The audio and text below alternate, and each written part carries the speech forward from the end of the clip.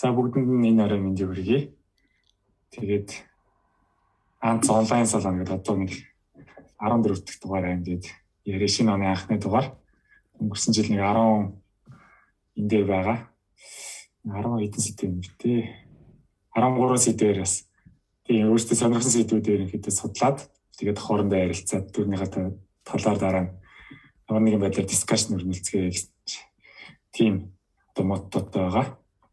Тэгээд өнөөдрийн сэдвэр бол энэ Education гэдэг монголоор бол энэ байнгын оршин суугчийн виз гэдэг орчуулад байгаа. Тэгээд визийг орчуулсан байгаа. Яг аль биесний дэлхийн марыг санагдахгүй орчсон. Иймний талаар. Тэгээд яагаад ярих болсон бэ гэхээр миний хувьд гэх юм бол дөнгөж саяхан яг энийг их судлаад өгөөд тэгээд 6 сарын өмнө яг өгөөд тэгээд аль биесээр энийг яг солиулж ийм их авсан байгаа. Тэгээд яг тэр үед хэрхэн авах вэ гэдэг талаар яг мэдээлэл яг интернетээр ч юм уу яг аль биесны сайтуудаар их байгаа ч гэсэн бас маш их мэдээлэл байгаа болохоор яг одоо үүнээс дараа одоо хиймэр хүмүүс байх ч юм бол те бас энэ мэдээллийг эртнээс ийм хэрэгтэй юм байна гэдэг үзээд бас хэрэг болох болов уу гэж бодоод бас хуваалцъя гэж бодсон. Бас энийг бас даваа талууд маш олон байгаа болохоор тэгээд үүнээс миний мэдхээс гадна ямар даваа талууд байгаа гэдэг талаар бас хоорондоо ярилцсан гэж бодсон ба. За эхлээд энэ Education гэдэг бас яриад бүгдээрээ сонсч ирсэн баг. Тэгээд permanent residency гэдэг. Тэгээд ерөнхийдөө хугацаагаар оршин суух гэсэн. Одоогийн бидний виз гэх юм бол ажлын виза гэдэг тийм. Тэгээд ажлын виза болоод 5 жилээр сонгуулаад ч юм уу тийм 3 жилээр сонгуулж ажилласаа хамаараад банк сонгуул явдаг байгаа. Тийм бол ерөнхийдөө бол шаардлагагүй болно гэсэн. Харагдаж байна үү тийм. Хамгийн гол нь хугацааг болчихно. Тэгэхээр хүссэн хугацаагаар ямарчсан гэж ажиллаад байна гэдэг маш давуу талтай болно. Хоёр дахь нь гэх юм бол одоо бидний одоо өмнөх авч ирсэн виз нэр гэх юм бол одоо ажлаас өмнө бол оюутны виз ч юм уу тийм. Ямар нэг юм одоо бусад төрлийн виз гэх юм бол заавал нэг хугацаа заасан нэмэх нь тийм ажлын хязгаарлалт заасан байдаг. Одоо жишээл оюутан байхад жишээ нь бол 28 цаг 1-7 хоногт илүү ажиллаж болохгүй ч юм тийм. Тэгээ одоо жишээл бидний ажлын виза гэхэд бол тий давхар бас ажил хийж арга бодлохгүй байгаа гэсэн тийм. Тэр бас бодлоо ямар ч тийм хязгаарлалтууд бол нэлээд байгаа. Харин Education авчгаар бол ийм хязгаарлалт ямар ч байхгүй болно тийм. Ер нь бол нэг 2-5 даваа талтай байгаа. Тэгээ мэдээж тийм амархан бас авчихгүй. Тэгээ энэ дээр орсон official юуг нь оруулсан байгаа. Линкийг одоо энэ дээр дарах юм бол энэ дээр энтэй танилцсан бол бас нэлээд юм байна. Тэгээ өнөөдөр ерөнхийдөө энэ дээр байсан юмнуудыг бас энэ хэдийн юмнуудын пикап гэдэг ярилцсан гэсэн бодлоо байгаа. Шалгуур нь бас амар удаан.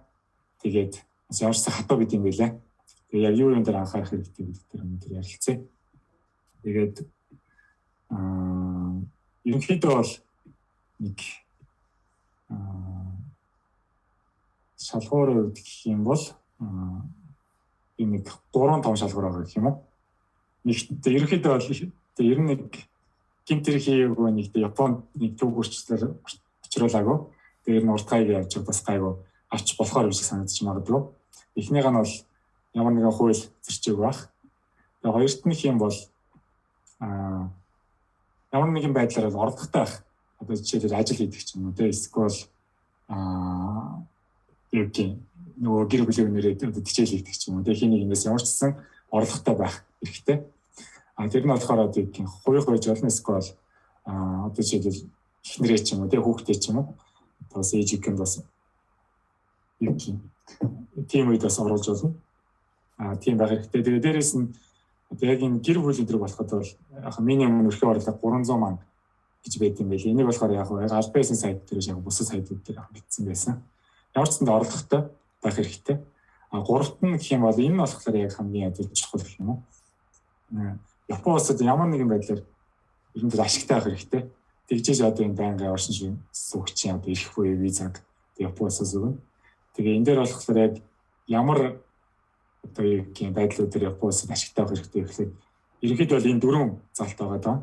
Эхнийх нь гэх юм бол Японд 10 жил амьдарсан, минимум 10 жил амьдарсан. Тэгээд тэр 10 жилийнхаа бол 5 жилээс дээш нь бол ажилласан байх хэрэгтэй.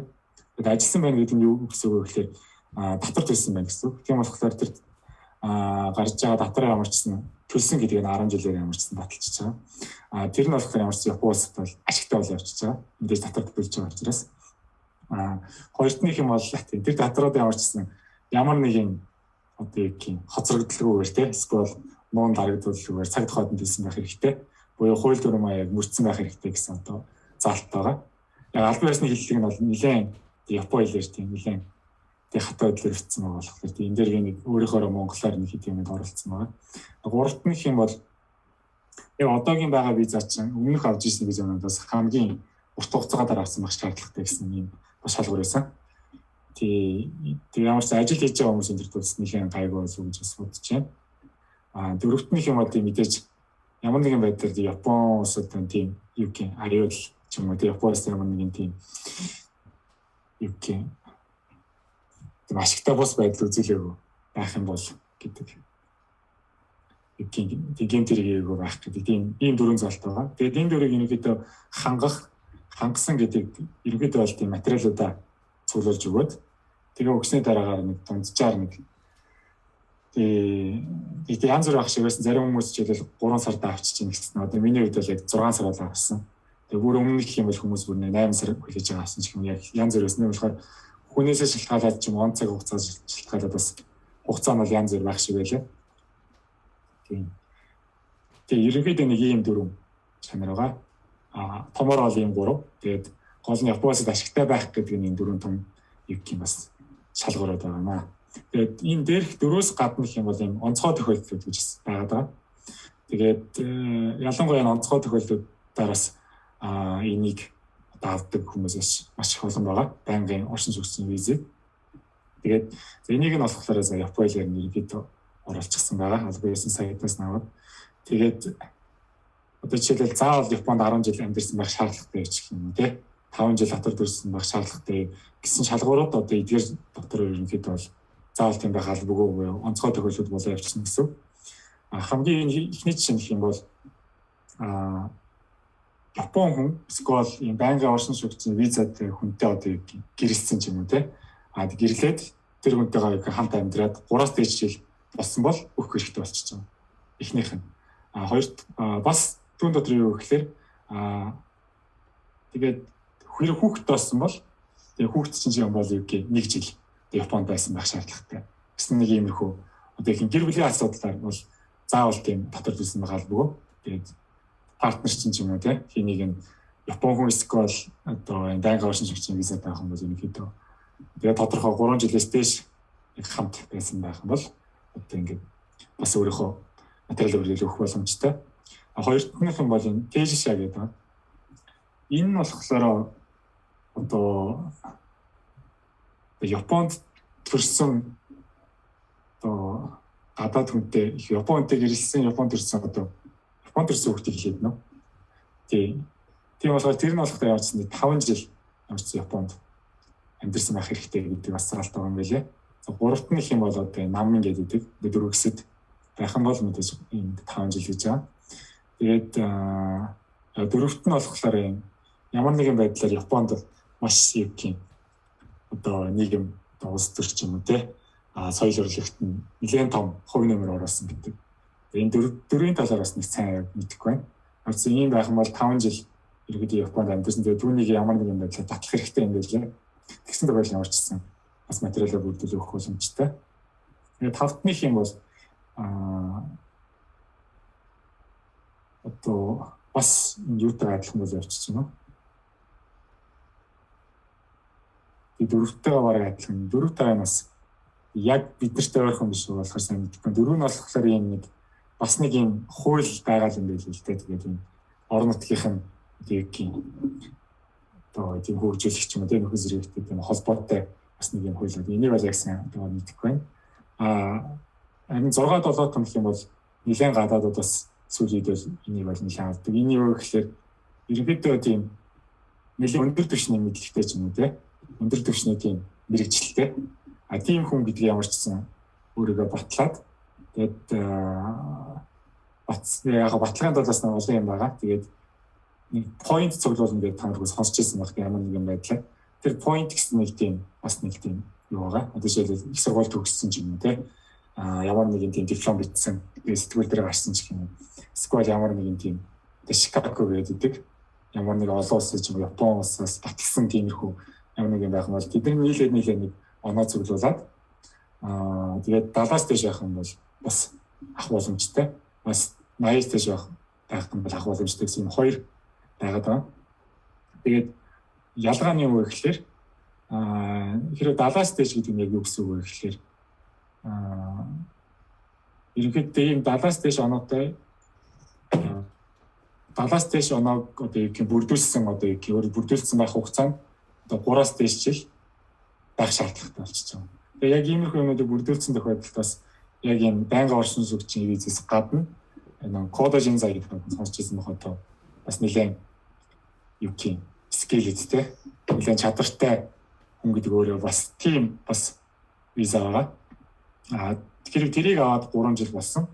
Эсвэл саяны өөрийгөө баталсан те нэлээд олон тийм поинтуудад цуглуулад тэр нь 70-аас дээш байсан 3 жил бас дээш байх юм бол бас энэ EJK-нд бол аплай хийх боломжтой болчих. Энэ нэр аль нэг гэсэн.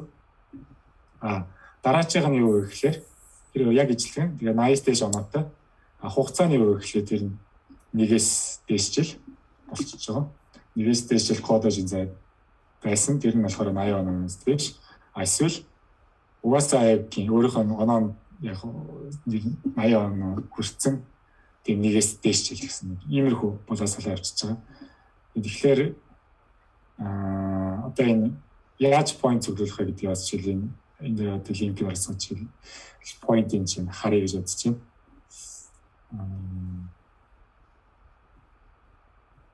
Энэ дээр ямарчсан яг ямар бүхэн гэдэг чинь яг одоо ажлын ч юм уу одоо ажлаасаа хамаараа ч юм уу тэр хүнийхээ одоо юугаар ажилладаг болон ямар мэргэжилтээс хамаараад энэ гурваар ямарчсан хуваагдах бах.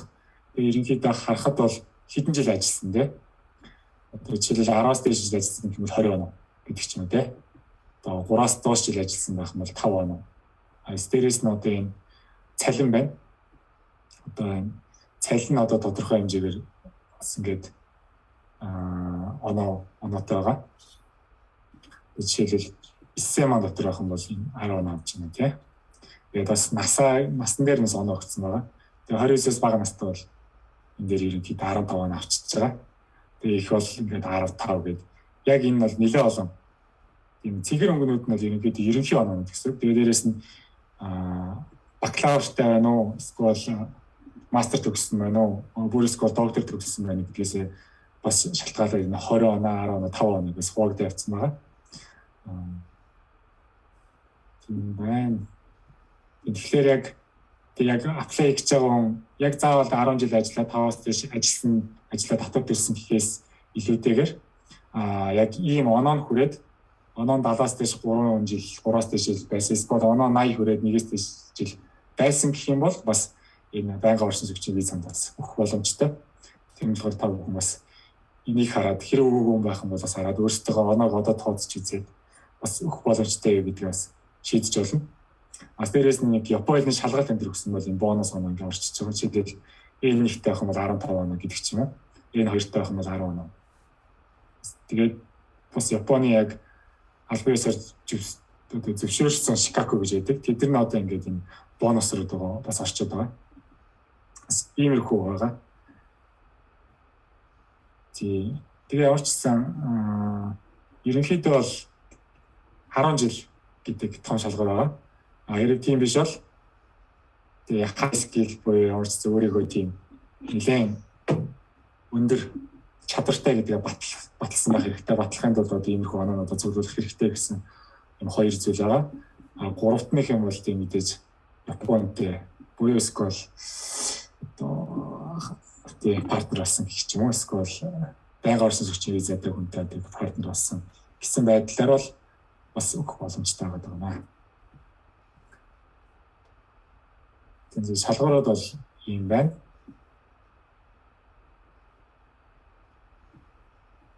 Тэгээд бүрдүүлэх материалууд гэвэл энэ дээр бас яг аль биесний сайтыг оруулсан байгаа. Тэгээд яг бүгдийг яг ямарч японоор уншаал өгөөл хэрэг гарна. Тэгээд хин нэг яга мэддэг хүн байх юм бол бас асуугаад ярилцаа өгчөөдөөс зүгээрэж магадгүй. Тэгээд Японд бас энийг нэг юу гэх юм хоожин гэдэг. Энийг нэг бүрдүүлж өгөхөд юм тусалдаг бас тийм газар байд юм байлээ. Тэдгээр нэгтэй бас нэлээд үнэтэй. Яг баталгаатаа одоо юу явж өгнө гэсэн юм баталгаа авахгүй ч гэсэн явуулсан бүрдүүлэх материалд нь туслана гэдгээр бол бас төлбөрнөөс амар үнэтэй байсан. Тэрийг Японд бол тиймэрхүү хуузнууд бол маш их байгаа. Тэгээд яг хоо жоо Японд мэдхгүй ч юм уу энэ төр байх юм бол яг тийм газараар бас энэ дээр юм те хоош ингээд бас өгөөлөөс Японд мэдхгүй ч гэсэн өгөх боломжтой болоо гэж бодож байна. Миний хувьд гэх юм бол ямар ч өөрөө ямарсан уншиж байгаа төгсөн байгаа. Тэгээд энд байгаа хүмүүс ч гэсэн барыг өөрсдөө уншаад өгчөөл бас айгуу бол тийм нэг унж унах юм байхгүй болов гэж бас бодож байна. Гэхдээ материалын мэдээ сайн бүрдүүлэх хэрэгтэй. Тэгээд хамгийн их одоо юу гэх юм стресст зүйл гэх юм бол материалыг бүрдүүлэх энэ баах Японийг уншихад бас нэлээд жоохон цаг өөрнө. Тэгээд нэг материал өгчих болохоор өгөөд хэрэг дутуу материал авах юм бол яхаа дундуур нь дууддаг гэсэн. Тэгээд симпайнер дундчих юм бас таньдаг хүмүүс материалын дутуу байсан гэдэг. Тэгээд дундаас нь дуудагдаа дахиад цаг нь сунгагддаг ч юм. Тийм тохиолдолд бас нэлээд байд юм байлээ. Миний гэх юм бол азар яг гайг дуудагдаагүй. Бас нэлээд өмнөх авсан хүмүүсээс судалж байгаа гэсэн болохоор. Тэгээд эднийг ангилах юм бол яг саяны дурдсан юм одоо батлах албасны материалуудыг ерөнхийдөө бүрдүүлээд явна гэсэн. Тэгээд 8,000 төлнө. 8,000 ихтэй ингээд албасаар ингээд ээжийн тэнцвэрчлээ одоо ирээд аваа гэсэн үед ямарч 8,000 төлнө. Анх өгтөө бол ямарч өгчөж байгаа. Тэгээд одоо Японы нөгөө бичиг баримтад одоо бүгд мэдж байгаа л байдаас нэлээд олон юм байдаг те. Бүгдийг бүглээл өхөөс арга байхгүй. Яг энэ дондаас пикап юу хамгийн чухал вэ гэхээр мэдээж саний хэлсэн чинь нөгөө нэг хэрэв 10 жилээр ягаад 5 жил ажилласан гэдгээр өгөх бол өгөх байсан ч гэсэн тэгээ саяны одоо 70 оноо 80 оноо гэж тооцсон байсан ч гэсэн одоо сүүлийн тэгэхээр 10 жилээр ажилласан 10 жил амьдраад 5 жил ажилласан гэж өгөх бол тэгээ сүүлийн 5 жилийн одоо ингээд бүх одоо ингээд олсон орлого те тэрийг одоо орон нутгийн байгууллагаас яг аавна. Тэгээд бас татвар төлсөн одоо нийгмийн даатгалаа төлсөн гэдэг бүх албан ёсны бичиг баримтууд бас компаниас эсвэл дээрээс нь одоо тэр орон нутгаас албан ёсны юм аавна. Тийм болохоор жишээлбэл их сургуультай жишээлбэл их сургуулийнхаа сүүлийн жилийн нэг газар ингээд байж байгаа татвар төлж байгаа. Тэгээд шилжээд нэг одоо их өөр дөрөвт жишээлбэл Осакад амьдарч байгаа Токиод ирсэн юм бол тэр газар болгоноос бас тийм албан ёсны бичиг авахлаар би бол нэг 3 газараас бичиг авсан. Тийм болохоор тэр бас жоохон ядаргаатай. Яг авахаас аргагүй. Тийм болохоор амьдарч ирсэн газруудаас ямарчсан аваад явах хэрэгтэй. Мэдээж тэр нь бас маш чухал. Тэр дотруудаа ямарчсан бас цаг хугацаанд хожигдуулаад төлсөн гэдгийг ямарчсан эхлээд шалгачих хэрэгтэй. Хэрвээ тийм байх юм бол баг итгэн төлцсөн бас дээр баг. Тэгээ одоо хэрвээ төлөөгүй дээр байх юм бол яг тийм хожигдоогүй тийм жилийн ямарчсан бүрдүүлэх хэрэгтэй юм байлээ. Тэр бас байгаа. Дараагийн хамгийн чухал юм гэх юм бол ингээд материалыг бүрдүүлээ өгөхдөө одоо яг юм Японч нэг өөрийг нь батлна гэж юм байдаг. Хошооны гэж байдаг шиг. Энэ дээр бас нэг тийм хошооны гэж байсан байгаа. Тэгээ хошооны хэн болох вэ гэхээр нэг бол Япон, нэг бол ийм байнгын оршин суугчийн визтэй хүн. Аль нэг нь болно. Тийм болохоор энэ хүн баталсан бас ийм бод ингэ бичиж авах хэрэгтэй болно. Тийм болохоор ийм хүн бас олох хэрэгтэй. Тэгээ тэр хүн чинь яг ингээд окей. Тэр хүний чинь бас одоо яг орлогын материал энэ төрийг бас яг болохоор одоо яг тэр хүн нэлээд бас таньдаг мэддэг нэлээд өөрийн хүн эсвэл нэлээд сайн таньдаг мэддэг Япон байхгүй. Тэр хүн чинь чамд өөрийнхөө бас орлоготой болон гэрээ хаяа маяг гэсэн тиймэрхүү материалуудаас чамд юу өгөх учраас бас тийм найдвартай хүн бас олох хэрэгтэй. Энэ нь бас хамгийн бас хэцүү болов гэж бодож байна. Их юм болгоо одоо жишээлбэл юу гэх өгч гэвэл бас өгөхгүй шүү дээ. Сайн мэдэхгүй өөрийнхөө мэдээлэл хийж өгөхгүй болов гэж бодож. Тийм болохоор бас нэг юм нэг сайн байх хүн байх хэрэгтэй. Энэ ямар хүн байх вэ гэвэл байнга оршин суугчийн визтэй хүн эсвэл Япон аль нэг байх хэрэгтэй. Тийм бага. Ерөнхийдөө хэлсэн нь бол саяны хоёр нь бол маш том болов гэж бодож байна. Тэгээд одоо жишээл энэ дээр яг миний яг бүрдүүлэхтэй хийсэн одоо ингээд бүгдийг ямарчсан оруулсан байгаа яг ногоонуудын ямарчсан бүрдүүлээд хийгээд албасаар бичиг авахд маш их цаг зарцуулсан одоо ногоон өнгөөр хийгээд Тэгээ амар олон төрөл байгаа учраас яг миний хувьд яг компанид ажилладаг учраас энэ цэгэр өмнөд нэг өөрийн бүрдүүлж гисэн материалууд гэж явж байгаа. Хэрэв Японд компани дээр эзэмшдэг бол бас янз бүрийн өөр материалууд болоо явчихна. Тэгээд бас нэлээд их юм байгаа болох явсан цаг гаргаад хийх юм бол бас тэжрэг болоо гэж үзэж байна.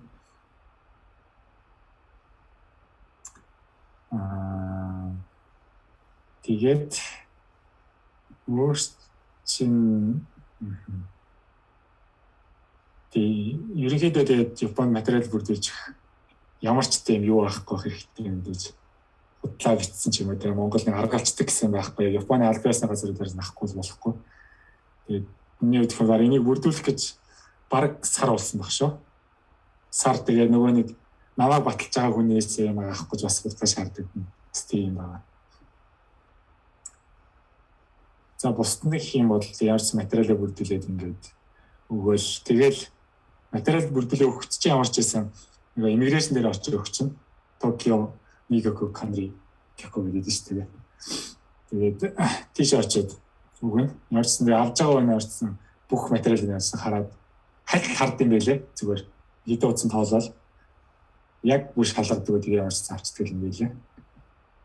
Тэгээд 6-аас 8 сарын дараа ч юм бүр эсвэл хамгийн урд нь бол 3 сараас гарсан гэж сонссон. Янз бүр юм байлаа. Тийм байгаа. За ингээд ерөөдөө гол хэсэг нь дуусчин. Тэгээд харсан сүүлд би судалж яг завчлаа гэдэг аваад ямар бүр санийгаас ямар даваа тал байна гэдэг илүү жоохон тавшруулж ярих гэж бодож чинь. Тэгээд мэдээж нэгт нь хугацаагаар бүр оршин суух хэрэгтэй түрүү ярьсан. Тэгээд Японд бол одоо виза бол 30 төрөл гэдэг юм билээ. Бас маш олон төрөл. Тэгээд энэ дундаа ганцхан ээжикен бол хугацаагүйгээр одоо сонгох шаардлагагүй. Хүссэн хугацаагаар Японд одоо байж болох ганцхан хэрэгтэй. Бас үүнтэй адилхан одоо хүссэн хугацаараа байж болно гэвэл мэдээж иргэжлээс солиод Япон болох юм бол мэдээж Японд хүссэн хугацаараа байж болно. Тэр нь болохоор юм Кика гэдэг юм байл л дээ. Кика Кёко шинсээ одоо жишээл хаггүй энэ тэр иргэжлээс солиод байгаа шүү дээ. Тиймэрхүү юм байгаа. Тэгэх юм бол мэдээж бас хүссэн хугацаараа байж болно. Тэгээд өөр бусад визүүд бол юм хүссэн хугацаараа байх ерөнхийдөө боломжгүй. Тэгээд эндээ ороо харах юм бол тэгээд аль биз сайд юм бол бас нэлээд олон төрлийн виз байдаг юм байлээ. Бид нар жишээлбэл одоо нэг оюутны виза, одоо энэ ажилтны виза ч юм уу тий. Тэдрийг л авч ирсэн болов уу гэж үзэж байна. Тийм давуу тал байгаа.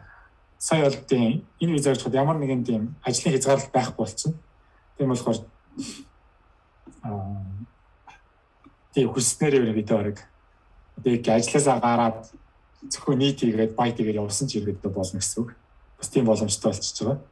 Харин жишээлбэл өмнөх ажлын визад байгаа бол хэрвээ ажилласаа гарчлаа гэхэд тийм Японы одоо тэр гадаад иргэний хамт ажил хайж байгаа ч юм уу. Тэгээ ямар нэгэн заавал ямар нэг хэлэхгүй л ерөнхийдөө Японоос гарах ёстой байгаа. Энэ дээр бол нэг тийм шаардлага бас байхгүй болчихж байгаа юм шиг. Энэ тэр хүссэн үед ажиллаад хүссэн ажлыг ерөнхийдөө бас явах боломжтой гэж ойлгож байна. Тэгээд гуравт нэг юм бол энэ янз бүрийн Японы банкнаас зээл авах одоо юм юу гэх юм итгэлцэл нь ихсээ явчихна. Тэгээд ер нь эйжикэн гэдэг юу гэсэн үг гэхээр Японд ижлэхэн одоо их төвшин гэдэг ерөнхийдөө Япон улсаас нь батаад өгчөж байгаа болохоор одоо их байрны зээл авах гэж юм уу. Тэгээд ямар нэгэн зээл авахд гарах магадлал нь бол ямар ч ихсэн гэж бичсэн байсан.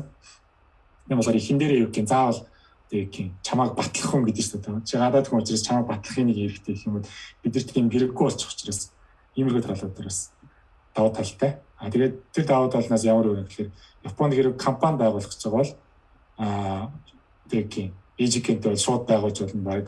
Тэр компанийн Шихонгийн гэдэг шүү дээ. Компанийн хөрөнгөнд тэгээд нэг юм байсан ч гэсэн шууд өөрийнхөө нэрээр компани байгуулж болно. Хэрэг эйжикэн байхгүй байх юм бол бас нэлээд хэцүү юм байлээ. Маш олон төрлийн одоо юм бас шалгуурууд байгаа. Тэгээд доор ээж одоо тэр компани дотрын даасан чинь 500 мянга авах хэрэгтэй ч юм уу тийм шалгууруудын орчин дээр бас судалж байгаагаар бас нэлээд яригтай юм байл. Энэ жишээлбэл гадаад хүн компани байгуулахад одоо ямар одоо юу бүрдүүлэх шаардлагатай гэдэг бас нэлээд хэцүү юм байлээ. Заавал ингээд визагаа ч гэсэн шинжилгээ явуулж идэг жил болгоо. Жил болгоо мэл 2 жил болгоо мэл бас нэлээд яригтай юм байлээ. ээжик авчихд бол энэ Японд стартап хийгээд ер нь хүснээр явах боломжтой. Тэгээд тавтных юм бол одоо жишээлбэл чи өөрөө ээжик авчлаа. Тэгээд гэр бүлтэй болоод гэр бүлийн хүн чинь одоо чи одоо гэр бүлийн хүн чинь бас тийм ажил хийх хязгаарлалт бас байхгүй болчихж байгаа юм байлээ. Жишээлбэл ээжийн байхгүй зүгээр хүний одоо гэр бүлийн хүн ямар визатай байх вэ гэхээр Казаку Тайзай виза гэдэг байна. Энэ болохоор бас адилхан гэр бүлийн хүн гэдэг виза авчна. Тийм болохоор тэр нь бас 7-28 цаг ажиллах хэрэгтэй. Эсвэргээрээ энийг ээжийнхэнтэй хүнийх нь одоо хай вишэ гэдэг нь шүү дээ. Партнер гэдэг утгаар авчих юм бол иймэрхүү бас ажлын хязгаарлалт байхгүй болчихно. Тийм болохоор одоо хүүхэдтэй байгаа их нэртэй байгаа тэгээд ихнэрийн заавал гэртээ ажил хийхээр 28 цаг гэсэн тийм юу өдрийг агаадах юм бол тэр нь барыг байхгүй болчихно. Барыг хүснээр барыг бай хийж болох юм шиг санагдсан. Ашиглахыг сайн судлах хэрэгтэй хаарчсан тийм шиг байлаа.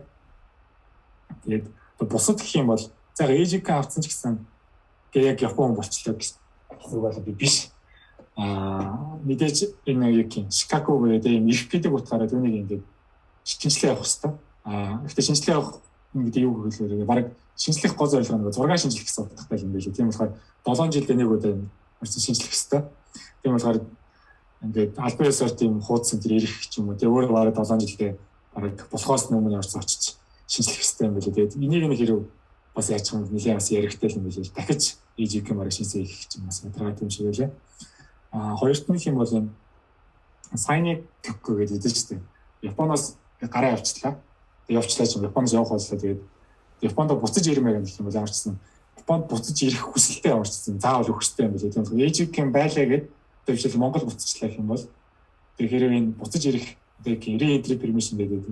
Энийг хэрэг ингээд албаас төвчээр бүрдэж хэрэг өгөө байх юм бол энэ ээжиг гэж ирэхэд байхгүй болчих юм билээ л дээ. Японоос ингээд явчих юм бол тийм учраас энэ бол маш анхаарах зүйл юм шиг санагдсан. Тэгээд яг нэг жилийн дотор Японоос яваад нэг жилийн дотор хэрэг Японд буцаад ирчих юм бол заавал ийм ямар нэг материал бүрдүүлэх шаардлагагүй.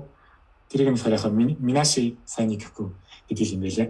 Тэгэхээр нэг жил дотор юм чинь түр хугацаагаар яваад ирчихэж байгаа болохоор яахгүй харин нэг жилээс их байх юм бол заавал одоо ийм материалуудыг бүрдүүлээд өгөх хэрэгтэй. Тэгээд Макстай гэх юм бол за би 5 жилийн дотор Японоос яваад үгүй Монголд байж байгаа ч юм уу хаа нэгэн байж байгаа Японд буцаж ирнэ гэдэг юм бол яг Макстай 5 жил ярих юм байлээ. 5 жил идэрчих юм бол тэгээд дахиад энэ ээжиг гэж мэдээж байхгүй болчихно. Тийм болохоор Японоос хэрэг явах нөхцөл Японоос нүүх нөхцөл заавал ийм их материалыг бүрдүүлэх өгсөн байх шаардлагатай юм байлаа. Тэгээ гуравтных юм бол тий яг хуу Японд яг хуу байнга оршин суугч болсон ч гэсэн мэдээж гадаад хүн гэдэг хэрэг мэдээж юм. Тийм болохоор ямар нэг хууль төрмөр зөрчих юм бол Японоос хөөгдөх одоо юу ч гэсэн мэдээж байгаа. Япон болоог учраас гэсэн юм байгаа маа. Тийм давуу талууд энэ дээр бас миний одоо судалж мэдсэн давуу талууд гэвэл одоо эдгээр зүйлүүд байх шиг байна. За ингээд баг гол яриа маань дуусчихин. Тэгээд энэ линкийг орсон сүлд нь шеэрлээ. Тэгээд хэрэгэлсэн материал үзчих юм энэ дээр нь л оруулсан байгаа. Түүний дараа дискшн дээр яг асуулт байвал хоорондоо ярилцаад би нэг юм 2-3 асуулт бэлдсэн байгаа. Тэр дээрээс ярилцъя гэж бодож байна. За орсон ингээ өөрийнхөө хэсгийг дуусгая. Одоо асуулт байвал микрофоноо нэгээд ярилцъя.